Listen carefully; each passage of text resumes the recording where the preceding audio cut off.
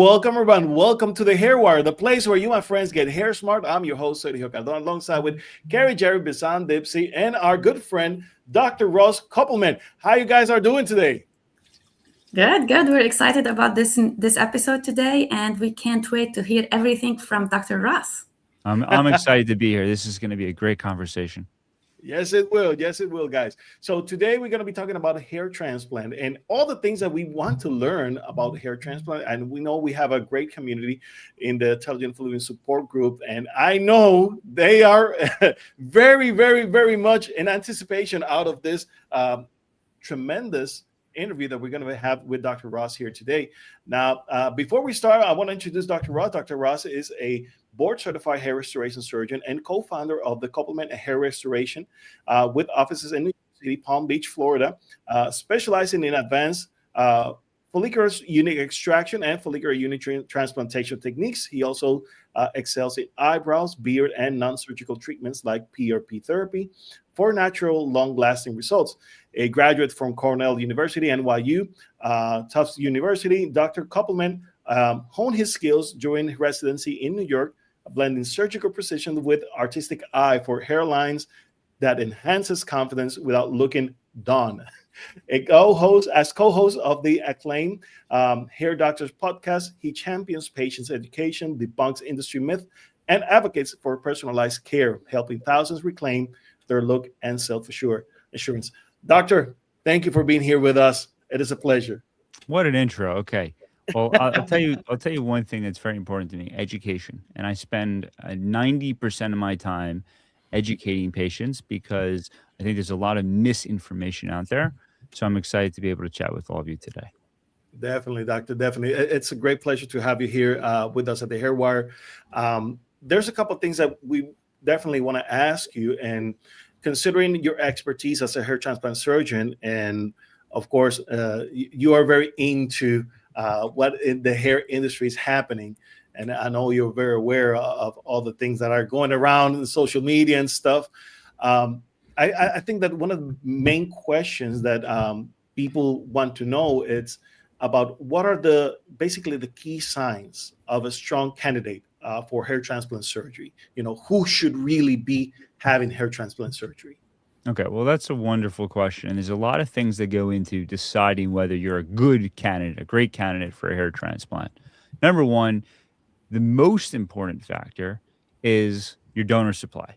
Making sure you have a great donor supply, which is the hair in the back of our scalp. Now, the hair in the back of our scalp is less sensitive to a hormone known as DHT, dihydrotestosterone. And so that's why we can take hair from the back to the front. So that's step number one. Step number two, and of course, you can interrupt me at any point, ask me any questions you want. But Step number two is making sure that you're age appropriate. I really don't perform hair transplants on anyone under the age of 25 because if you're a young male, for instance, and you want to restore your hairline, well, I'm very concerned about maintaining your donor supply throughout your life. Okay. One of the most important things when you go to a hair surgeon is you want to make sure that they're thinking not 2 years into the future, they're thinking 10, 15, 20 years into the future in terms of making sure that your donor supply is preserved. And so those are the two critical things that I look for. The third thing is we always have to make sure that you don't have an underlying medical condition that's causing your hair loss at that moment. So for instance, if you do have telogen effluvium, which is a temporary hair shedding condition, you're not a candidate to run and do a hair transplant until that particular condition is under control. And that's something that unfortunately a lot of people don't realize, or because again they're so stressed out and they want fast solutions, and the first thing they're thinking about is maybe I need surgery. I want to have surgery. Period. I want to get this done and over. I want to have my hair back, and they push as customers, as clients, to get this surgery done. And unfortunately, they might go to your place and you would say, stop it right here. I'm not going to have you done surgery. And they just walk out of the clinic and go to the next place and say, I'm going to find someone who will say yes to the surgery. What do you say about that? You know, it's very interesting you just brought up that point because I just had a conversation with Spencer Coburn. I don't know if you're familiar with him, but he's one of the GOAT patient advocates. He's been talking about hair transplants and hair loss for the past 30 years. But we Mhm. talked about that, and there is a big issue. You know, there are ethical physicians like myself who will turn patients away, and there will always be clinics that will accept patients regardless of whether they are good candidates, and that's where it's critically important. The more we educate, the more we get out there, the more that we explain through social media, through podcasting, the do's and don'ts and how to navigate this landscape, um, the better it is actually for patients, actually long term. That's correct. Well, May I thank you ask? for saying that. Just I want to say something about that, Carrie, before you say, do you have like any kind of, you do the consultation, of course, during your consultation, do you educate them about what kind of hair loss they have, what type of hair loss? Do you use any kind of trichoscopy to see the scalp condition? How do you look at their lab work or anything of that nature before you decide to go forward or not? That's a great question. And the answer to that question is most clinics will try to sell you a hair transplant the minute you walk through the door. 100%. My philosophy is quite different, actually. My philosophy is I spend the first half of the consultation just talking about what the root causes of hair loss are, talking about the importance of medication or natural ingredients to help stimulate hair growth is. Because I explain that the long-term success of a hair transplant is medical management, which could be pharmaceutical or natural, paired with a hair transplant. And I think too often we have seen patients who previously 15 or 20 years ago they ran to go do a hair transplant. Okay, and the physicians were not proactive at Mhm. medical management. They didn't want to do it. Why did they want to do it? Well, they're not making money. Okay, there's not an Right. incentive, a very high incentive. They rather sell a big ticket item and then move on to the next patient. But my philosophy is different, and I think it's very similar to a trichologist's philosophy, which is you're taking care of this patient long term. It's not a Mhm. one-off, one done interaction. These are Mhm. lifelong relationships that I'm building, and I'm sure that you're building with your own patients. And so, really spending the first and this is a message to anyone listening who's thinking about going for a hair transplant. If you're going to a clinician, someone who's going to do your transplant, make sure that the first thing that they talk about is not the transplant; Mhm. it's medical therapy. That's true. Yep. So that's my approach. Yep. Can I have? I'm always curious. What is the common age for women or men that you would recommend to do transplants? Because I don't know if it's like how you explain this, but I've heard that certain age groups shouldn't get transplants until they meet a certain age because men go through puberty through a certain time, women go through puberty through a certain time, and then come perimenopausal. Are there age restrictions or something that you are see flags on or common? Yeah, so one of the things I alluded to for men, typically we don't want to do hair transplants really until you're in your 30s. Okay, when your donor supply is a little more stable, we know where your hair loss is at, we start you on meds. For women, there's a lot more flexibility.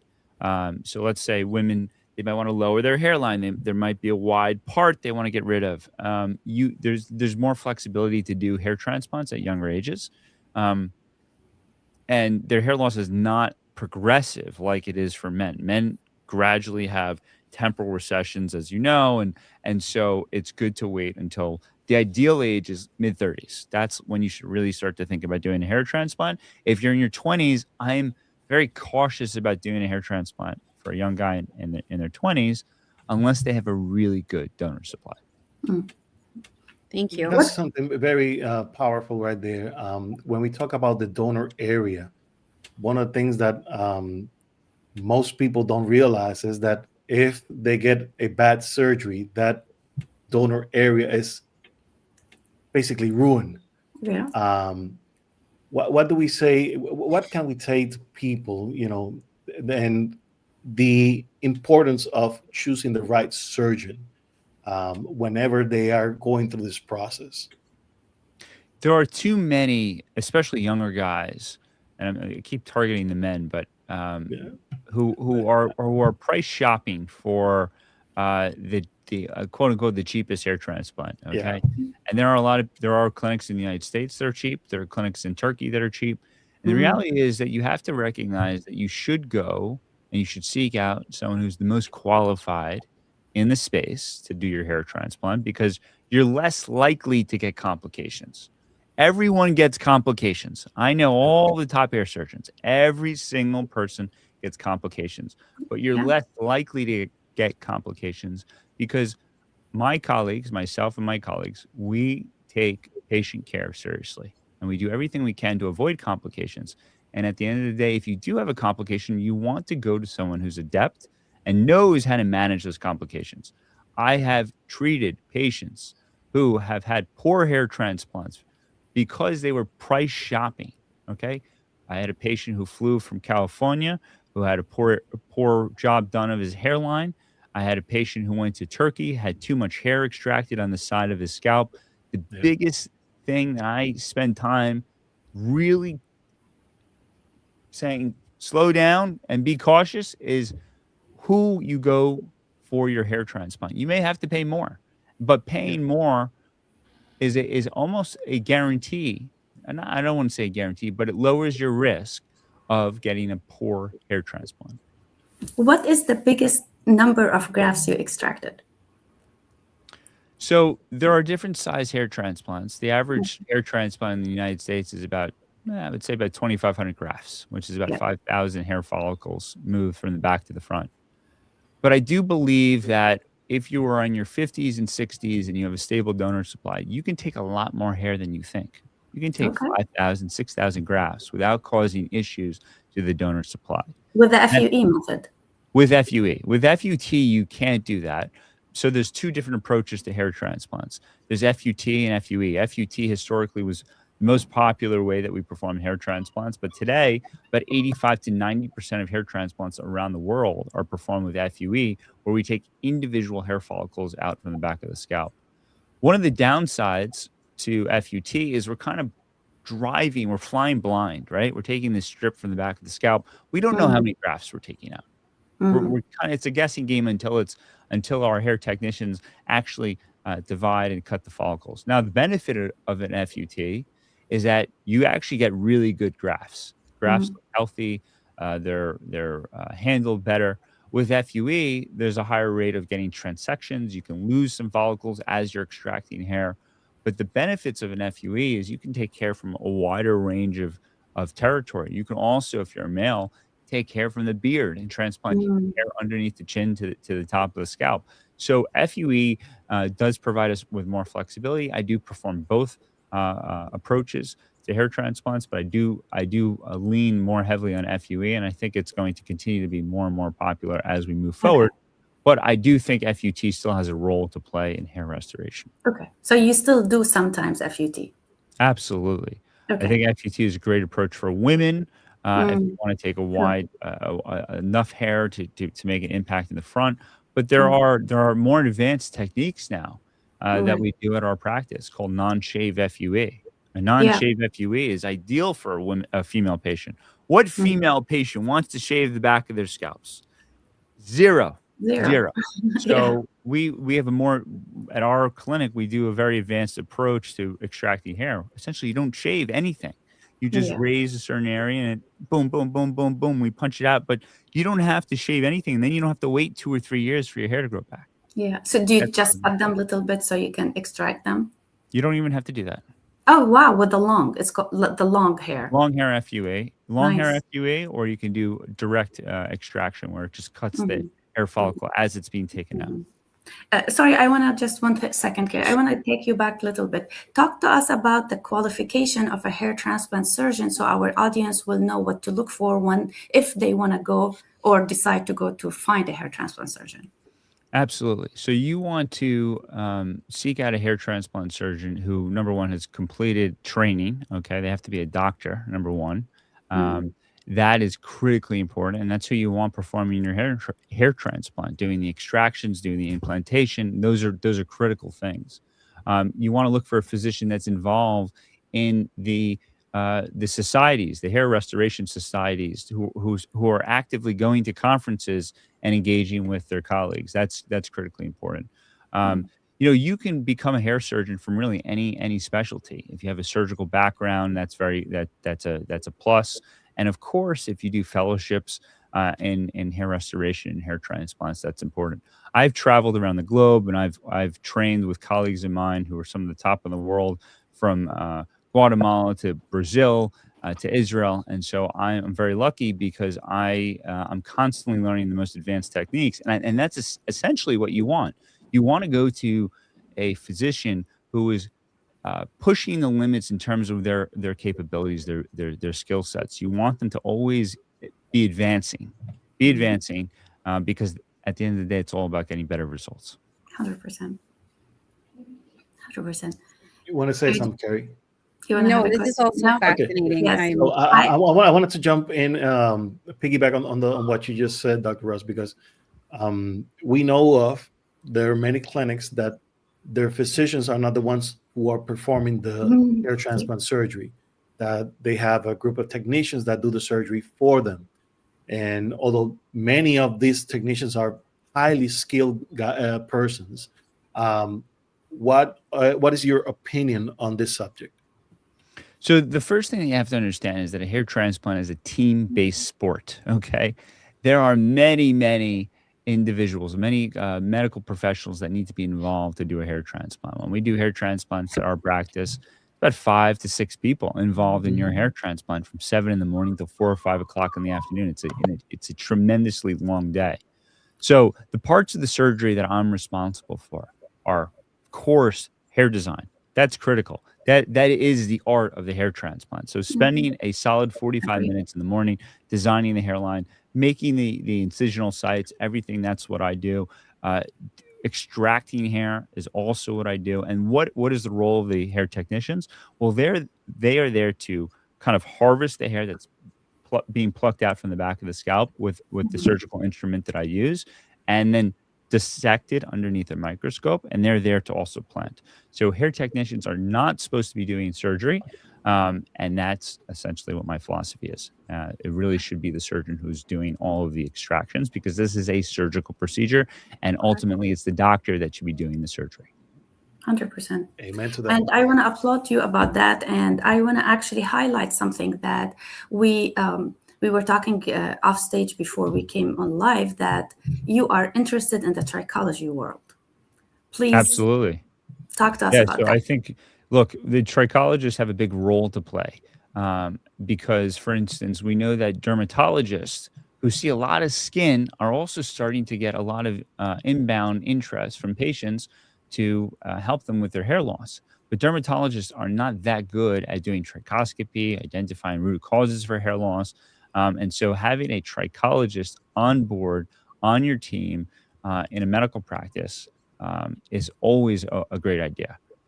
That would only enhance a patient's ability to address their hair loss. So I think trichologists have definitely a role to play in terms of helping guide the medical team in terms of treatment options. And of course, trichologists, as you can all speak about in more detail, you are also able to treat patients with natural ways of stimulating hair growth. And I think natural actually has a big role to play in hair loss as well, because we're too quick to run just to pharmaceutical medications. Now, I'm not going to lie to you and tell you that I think natural is above pharmaceutical.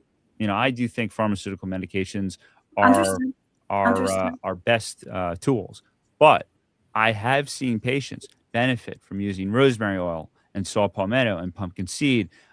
These are natural DHT blockers, PRP, red light therapy. So there are, of course, doing a blood test and changing your nutrients in your diet. All of this contributes. And so I do think, trichologists have a big role to play in terms of helping patients navigate hair loss. Thank you. I want to apologize for our friend Sergio. He has actually a course to teach in 6 minutes, and he is teaching a course with the Italian Academy of Hair Microscopy, an online course to teach, to spread awareness about trichoscopy use in trichology. And he didn't want to interrupt you. So that's why I'm going to apologize on his behalf. And no reason to apologize. We all have very busy lives. So right. It's absolutely understandable. It happened that he had this live today at 12, like 5 minutes from now. That's going back to your point, where we all need to be furthering our education all the time. Either you are a trichologist or a hair transplant surgeon or any anything that you need to keep updated with all these technologies. So if Carrie don't want, if you want to give me a question, I want to ask you about them, like what kind of medical interventions you will do for women who have telogen effluvium if they come to you asking for hair surgery. Okay. So absolutely, we're not going to do any hair transplant on anyone who has telogen effluvium, because this is a temporary hair shedding that typically lasts 6 to 9 months and then resolves. So during that period of time, hair transplant is never a discussion. The first thing that we have to discuss is, how do you treat the telogen effluvium? And of course, you can do anything in your life to de-stress. That's critically important. Sometimes we order blood work and just to see, do they have a decrease in B12, vitamin D, their iron levels. We check ferritin, which is iron storage. All of these things are important, because then we can figure out, do you need a multivitamin? Do you need something like Nutrafol or Viviscal or one of these multivitamins that can help with hair loss? My philosophy is I never put patients on multivitamins or Nutrafol or any of these things unless I do a blood test. I think it's overkill. I think too many patients have gone on medications like Nutrafol and they think, oh, okay, that's the result. Yeah.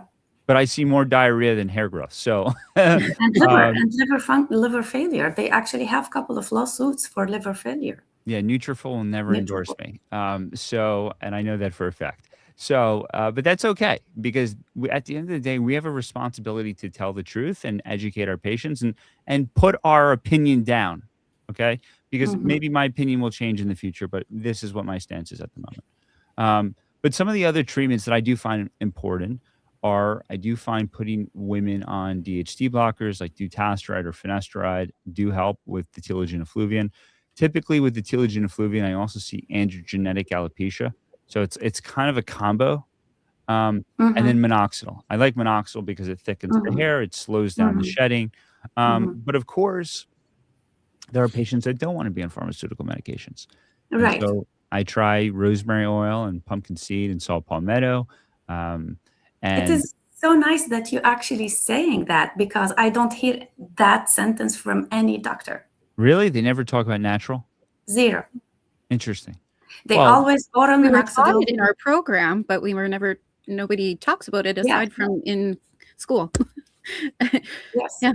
Like our professor taught us that, and then it's not talked about behind the doors. Yeah. No, it should be talked about more, because what's interesting is there's probably more patients that don't want to be on medications than who want to, like, there's more patients who want to be on natural things than pharmaceutical things. Because you have now to give options. Because like I think the wave now is going more into functional medicine and going natural holistic treatments.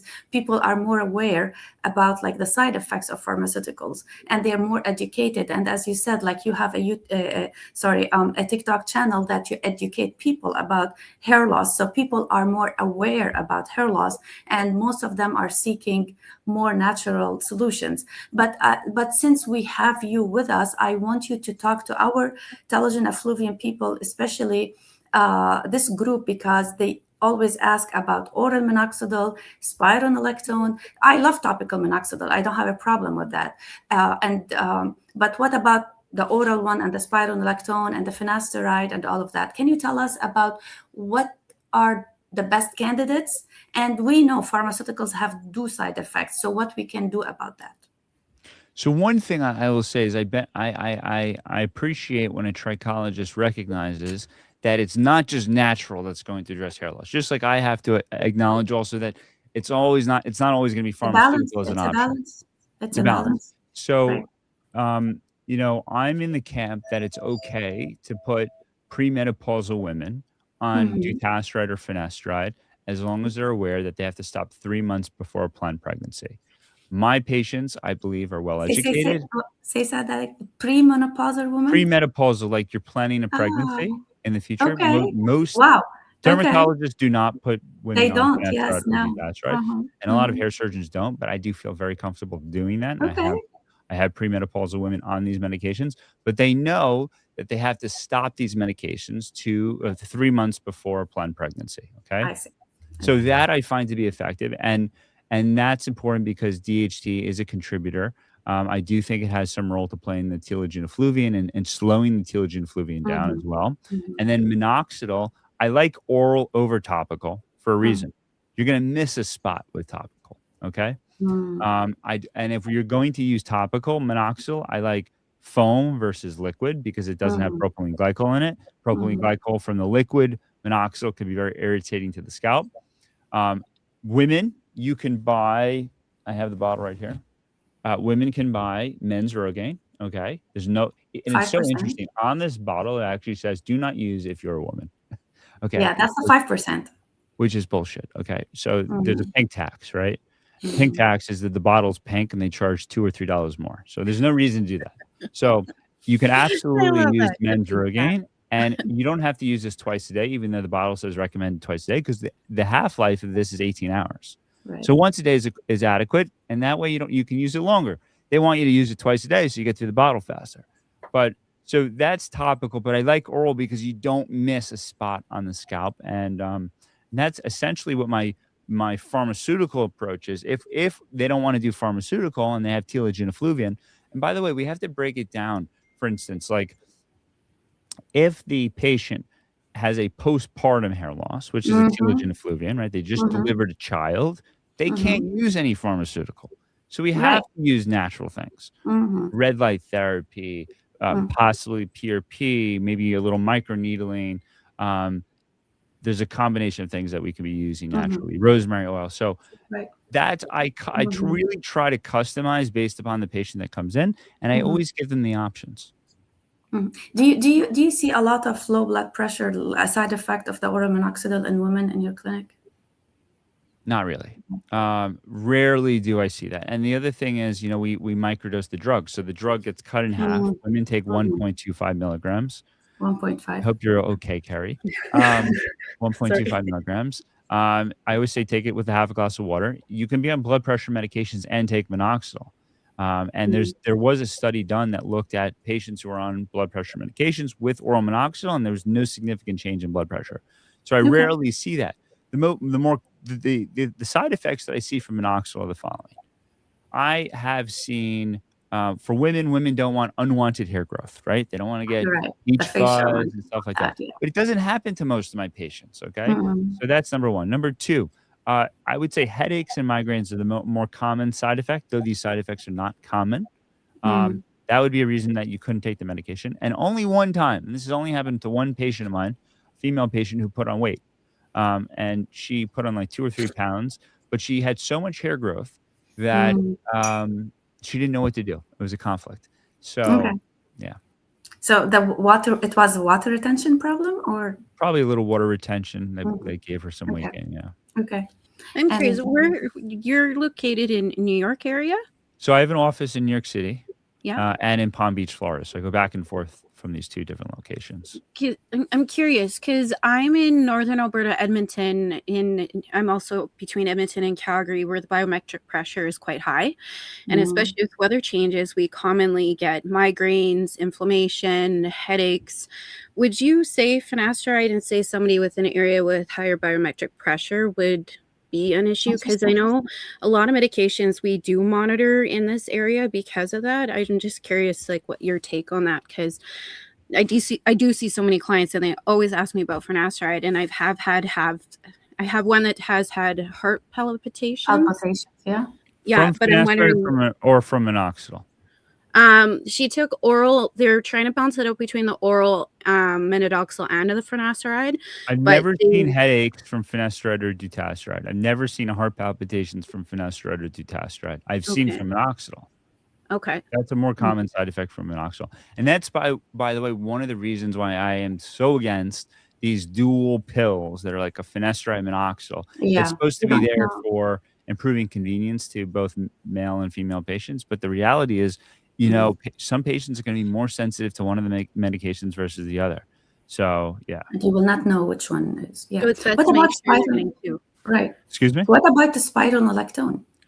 So spironolactone is a medication that helps prevent the binding of DHT to receptors. So dutasteride and finasteride decrease DHT in the bloodstream. And spironolactone prevents that binding to the androgen receptors on the scalp. And so I do sometimes add spironolactone. Now, what's interesting is the dermatologists run to put women on spironolactone and minoxidil. Why do they use spironolactone? Well, it's commonly used by many women to address acne. Okay.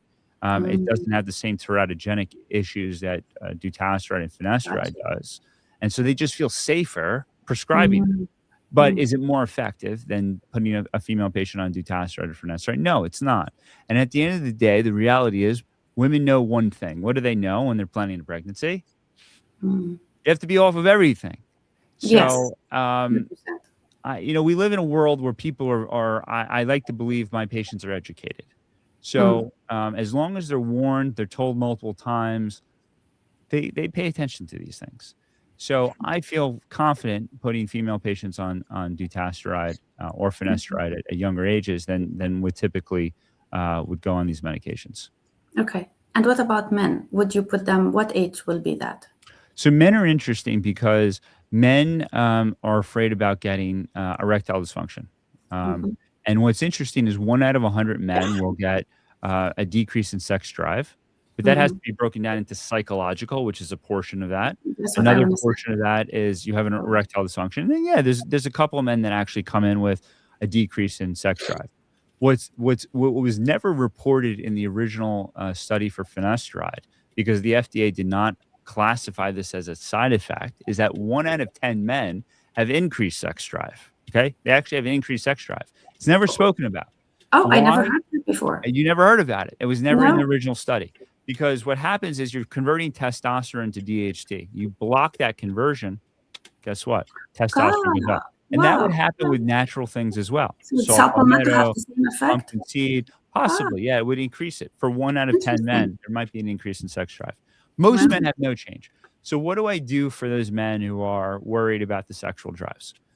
I have a philosophy, and this philosophy was adopted because I started taking finasteride every single day. And what happened to me was not decrease in sex drive, but I got inner groin pain. And I realized that maybe I don't need to take this medication every day. If I don't take it every day, guess what happens? The side effects go away. And we know that dutasteride, especially dutasteride and finasteride, can stay in your bloodstream for days, if not weeks. So I microdose these medications now for basically all my young male patients. All of them. Even my male patient. Excuse me? What is it? What is the microdose? When I say microdose, instead of taking the pill every single day, which is 1 milligram? For dutasteride, it's 0.5 milligrams. It's a capsule. For finasteride, it's 1 milligram.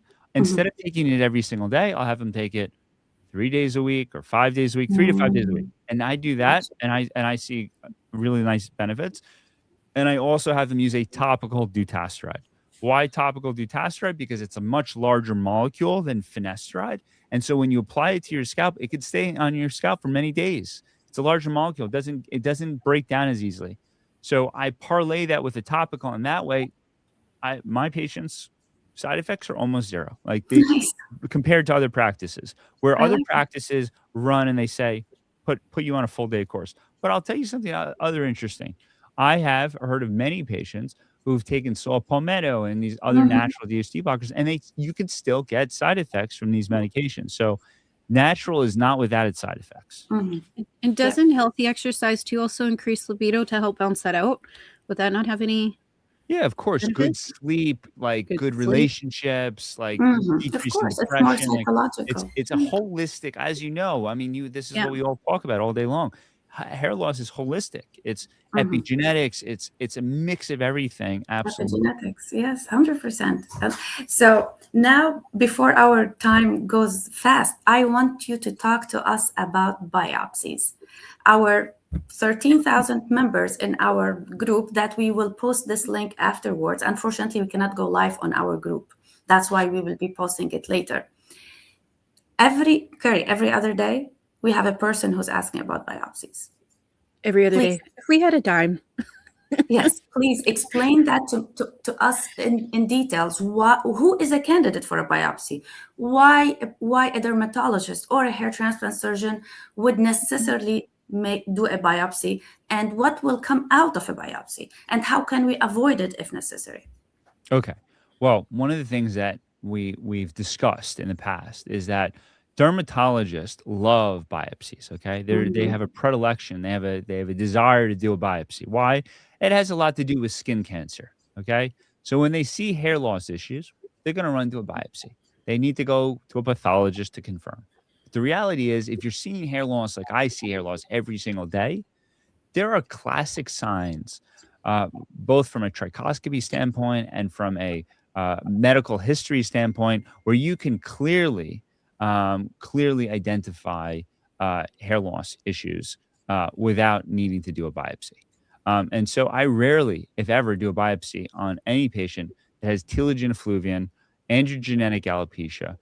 The only time I really resort to doing a biopsy is if I want to confirm a scarring alopecia, like a CCCA, an LPP, alopecia areata, which is an autoimmune hair loss condition, or FFA, frontal fibrosing alopecia, because I just find that when I have a confirmation that these are scarring alopecias, irreversible hair loss conditions, it gives me more confidence in terms of how I'm going to address the hair loss. What do you see in the biopsy for scarring alopecia?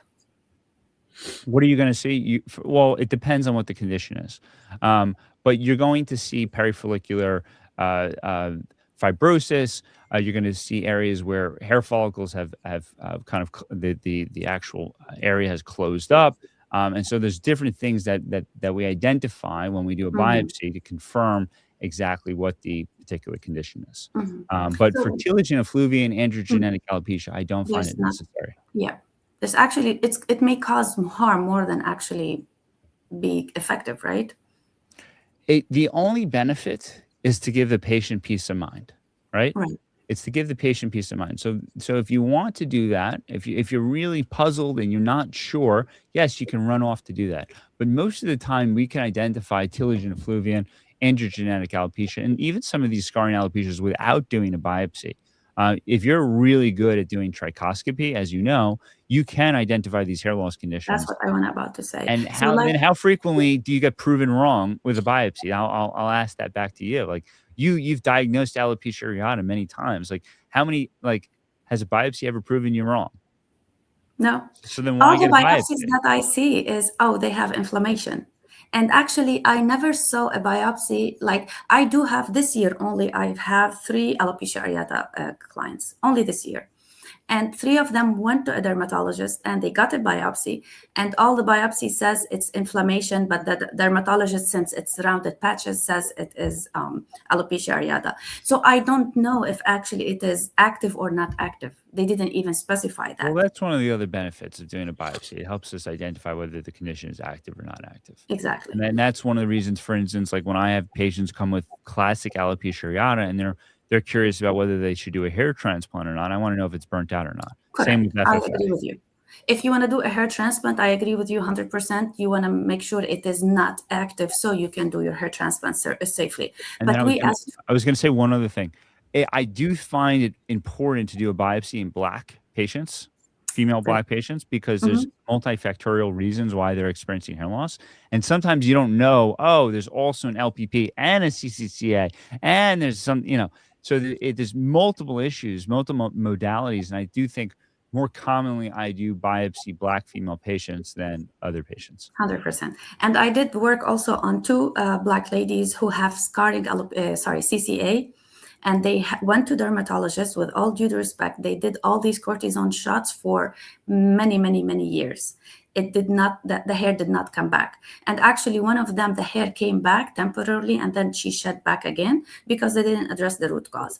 But I want to go back to my point, actually. We as trichologists, I don't know what is your opinion about that.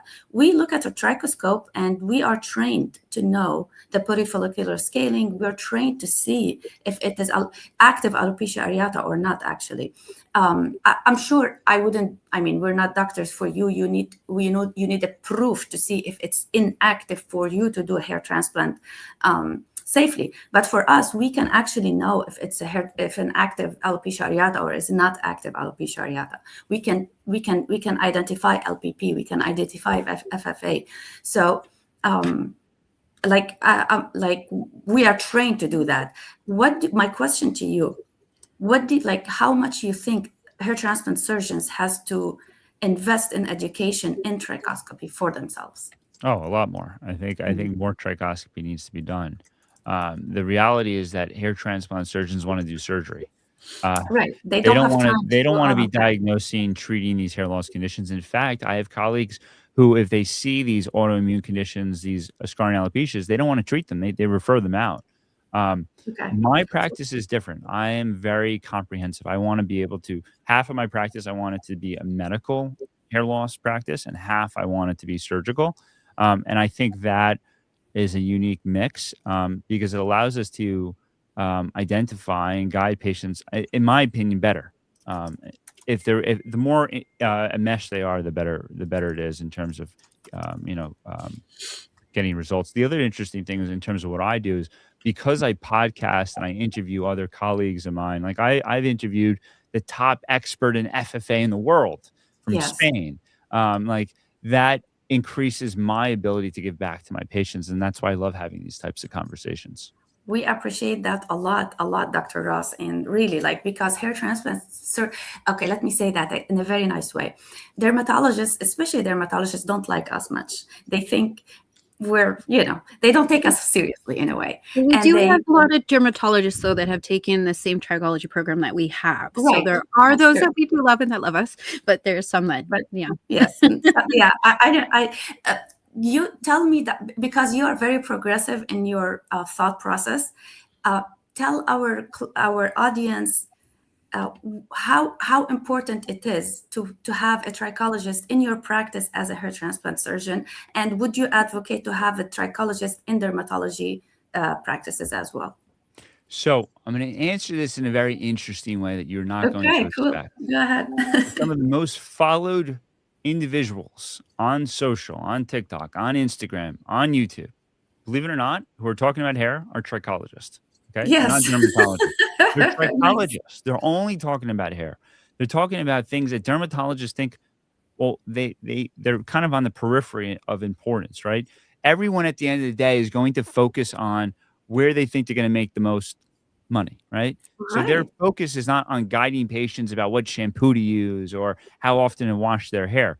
But that's what patients care about, right? Because we all take showers every day and we want to take care of our hair. So it's an interesting kind of mix where they're not aligned, okay? And so I have a lot of respect for trichologists because there are many that have educated a lot of patients about what to do with basic hair care without any medication, okay?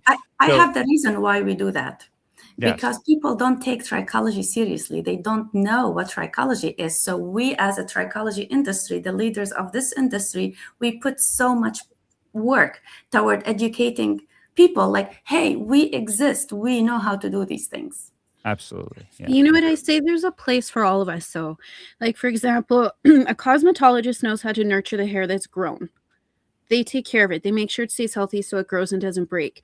Then you have the dermatologist who maintains the soil where the hair grows out of. You need to have good soil for good hair production or you're not going to have a good harvest. Then you have the trichologist, and the trichologist is the one that goes and helps with growing hair and planting the seed and make sure that they're essentially the horticulturist. And then you have the surgeon, and the surgeon is like the landscaper.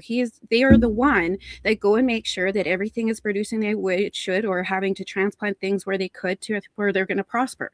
So there's a place for all of us, and we need to be working together in harmony because we can't do it all. We don't do it all.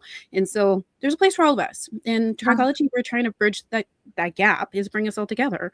So and that's why we created the hair wire, because we had a lot, as Carrie was saying, in the same program we took, there was dermatologists and hair transplant surgeons, and they were on board 100% and with the education part of the clients and the patients, and everything. And that's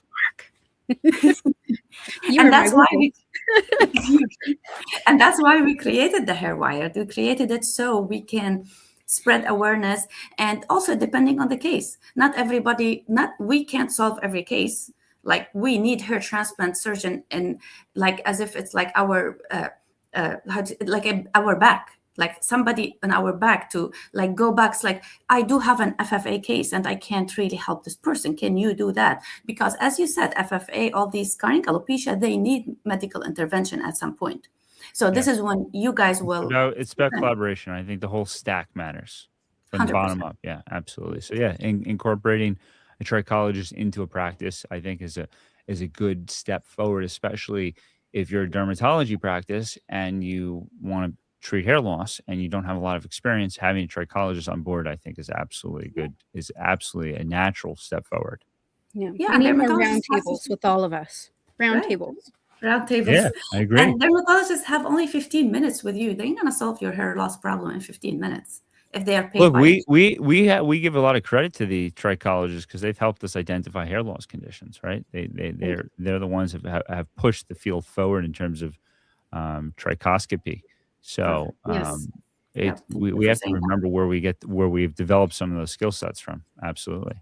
Thank you for saying that. One more question about the medical intervention. So our audience, I'm sure they have this question a lot. Talk to us about PRP and how much it is these days. Because when I used to work in hair transplant surgery 10 years ago, the PRP wasn't that success. It was like 60% successful or like 40% successful and with no common denominator. Nobody knew why you're going to be benefiting from PRP and this person not. So tell us about 10 years now, where PRP is. Okay, I'll tell you what my opinion is. Yes. I think PRP has a role to play, Mm-hmm. but I think that there's a tremendous amount of variability with PRP. Platelet-rich plasma, this is where we take blood from you, we spin that down, we isolate growth factors, and we inject it to the scalp. What do I mean by variability? If I take your blood versus my blood, if I take your blood on a Monday versus a Friday, you're going to have different levels of growth factors, just like how your blood levels change, your B12 levels, your vitamin D, everything changes. So, and then the other thing with PRP, it has a lot to do with what's in your diet, your stress levels. Like there's a lot of variabilities that go into getting great platelet-rich plasma. So we, at my office, we do PRP. We absolutely do. And I think there are some patients that get really nice results. I think it's great if you have an inflammatory condition of the scalp. It does help with some hair growth. I, though, do more mesotherapy in my office, specifically with dutasteride, because dutasteride is a medication that we know decreases DHT by 90% on the scalp, and there's much less variability. It's consistent. We know it's standardized. And so I find that I'm doing less and less PRP and more mesotherapy.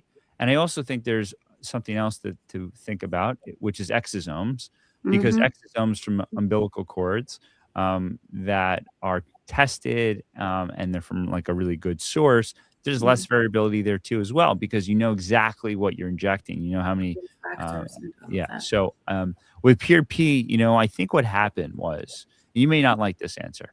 I think with PRP, a lot of maybe trichologists, dermatologists, they went out and they bought these, these nice expensive machines that spin blood down. Okay, and they cost a couple $1,000 based upon one machine you're buying. But everyone's protocol is all over the place, literally.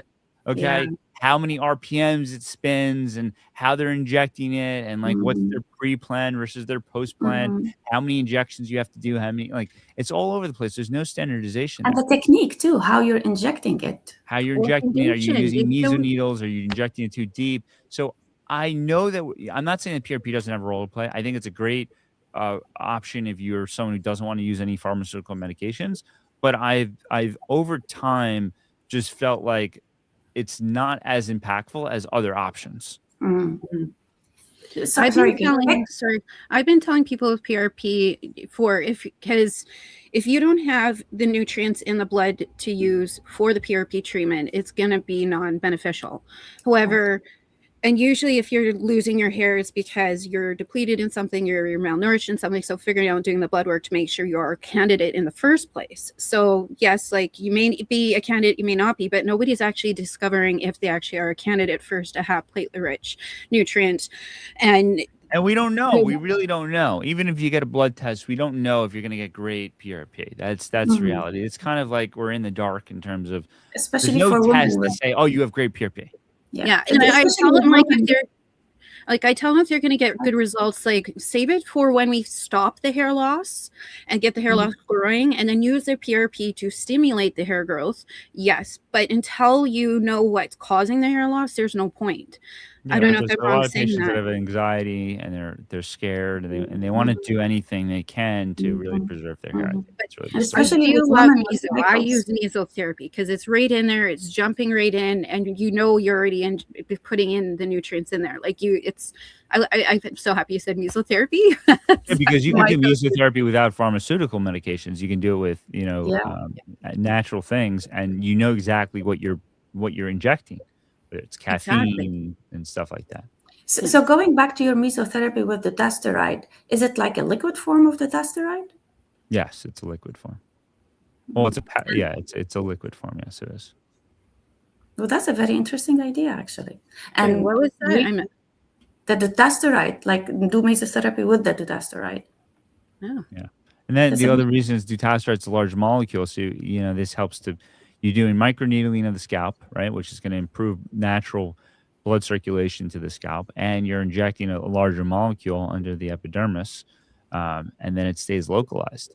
Or at least it should stay localized for prolonged periods of time before it kind of breaks down. And then you're using a meso needle that goes exactly to the area where the bulge is. Now, at the end of the day, this is a little alchemy. We all know this, right?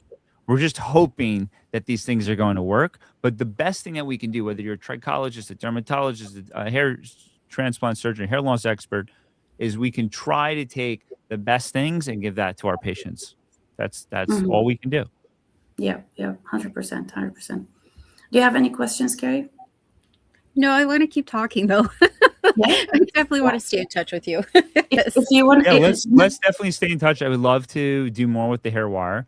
How large is your Facebook group? It's 13,000 or 12,000. So we have our Facebook. So we have the Hair Wire for the front end. We have the Faculty of Trichology in the back end, which is for members. But I have broken it out so we have the umbrella of trichology with the different levels they are. So starting point, practitioner, or expert. And then your breakout sectors, which I'd love to introduce you to the sectors. But the sectors are based on where your background is. So cosmetology, surgery, SMP. I have 11 sectors. And so then that way we could all work together. But still, there's stuff that's controlled. Like there's no reason you need to be learning about cutting classes in the cosmetology as a trichologist. So that's for cosmetologists. There's no reason I should be knowing about transplants, maybe just like how to advertise it to get you clients, but you want to know the basics. You want to know the basics so that but the deep and gritty, that's in that sector and it's controlled. So you cannot go in there unless you prove that you belong in that sector. So it's very controlled.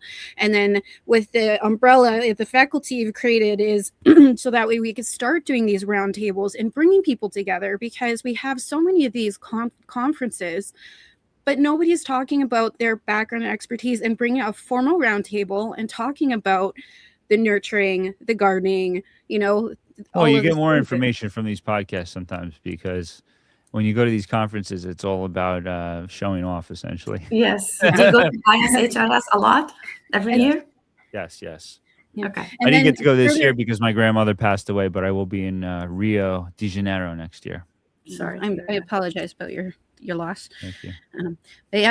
But furthermore too, we also have our groups independent. So the Hair Wire, we also have support groups, which we have built our first one as a model, and we want to create the other ones for the specific types of hair loss. So we have a Hair Wire support group for telogen effluvium, and so forth. And that one, we right now currently have 13,000, I believe it is. So each group, so we're really making sure that we're really categorizing things and serving people correctly and not putting everything in the sink. Because I find when you get that knowledge, you get overwhelmed. And we don't overwhelm I'm people. excited to get more involved. So I'm happy I had the opportunity to come on the Hair Wire.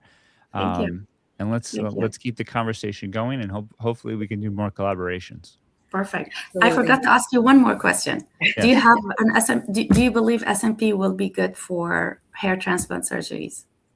Oh, absolutely. I think SMP, scalp micropigmentation, has a role to play. Absolutely.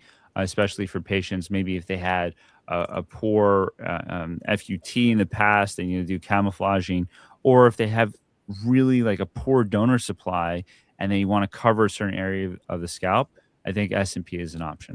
It's not for everyone, but it is an option. So this is how I start with hair loss. I am an SMP technician. This is how I started. In Dubai, I worked for a hair transplant surgeon for celebrities, for Bollywood stars. I did SMP for a couple of Bollywood stars. I'm famous over there a lot. And then in California, this is how it. I forgot to ask you about that. Yeah, no, I think look, there's a lot of roles to play, and at the end of the day, this is about restoring confidence, right? Right. Doesn't matter if you're doing trichoscopy, you're a trichologist, hair surgeon, an SMP expert. It's all about confidence Perfect. building Thank you. for our patients. So Now, where can our guests and our followers find you? Can we share that with them?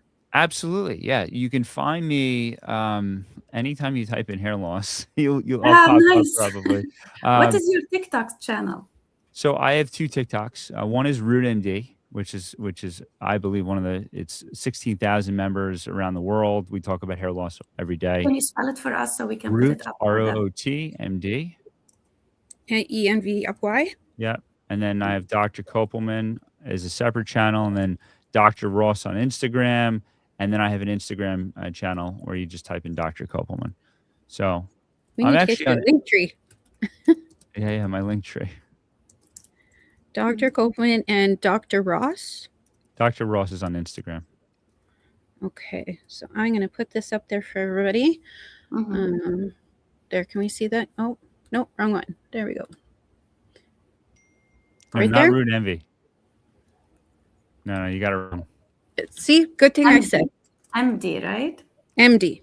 Root There we go. MD Root MD. and MD. Dr. Ross is spelled out. He put it for you in the private chat. Before there we we go. leave, and while she's working on that, what else do you wanna final words for our telogen effluvium group? I know that telogen effluvium is a very stressful condition because I treat this every single day. So I get what it's like to lose hair. I've seen many patients walk into my office with a bag of hair, or patients who are counting every single hair follicle. This is stressful. And the reality is that if you are experiencing this, there's hope, because trichologists and doctors like myself have treated telogen effluvium. We treat hundreds of patients, and there are treatment options out there, both natural and pharmaceutical. So though you might be in despair at the moment, this is what we love doing. We love helping restore this level of confidence and helping you to regrow your hair. So that's what I would say. Excellent. Well, thank you so much, so much. We really, really appreciate your presence with us, Dr. Ross. Thank you we so really much. appreciate And let's that. do this again soon. Sure. Yes, please, 100%. please. I really enjoyed you. A breath of fresh air, I have to say. So thank you for coming on. Yes.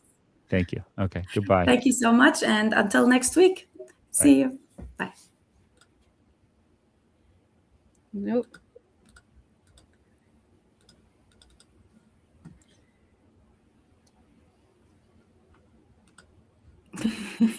I don't know how to